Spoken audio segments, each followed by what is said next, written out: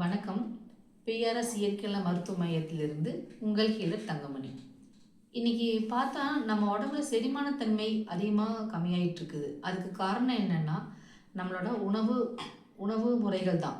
நம்மளுடைய உணவு முறை அன்றாடம் நம்ம சாப்பிட்ற உணவில் செரிமானம் இல்லாமல் இருக்கிறதுக்கு நம்ம அதிகப்படியான நார்ச்சத்து காய்கறிகளை எடுத்துக்கிறது இல்லை. அதுதான். அப்போ நம்ம அதை எடுத்துக்கும் போது தான் உடம்புக்கு தேவையான சக்திகள் கிடைக்கிது. அசிடிட்டி ப்ராப்ளம் நிறைய வருது, வாய்வு தொல்லை அதிகமாகுது. அதை சரி பண்ணுறதுக்கு நிறைய வேக வச்ச காய்கறிகள் நம்ம நிறைய எடுத்துக்கலாம். அந்த வேக வைத்த காய்கறிகள் சாப்பிடும்போது ஈஸியாக நம்மளுக்கு ஜீரணம் பண்ண உறுப்புகளுக்கு ஹெல்ப் பண்ணுது.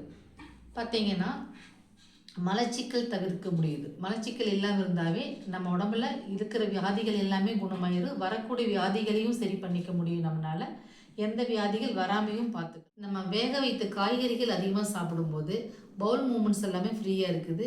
டூல்ஸ் ஃப்ரீயாக வர்றதுக்காக ஹெல்ப் பண்ணுது உடம்புல.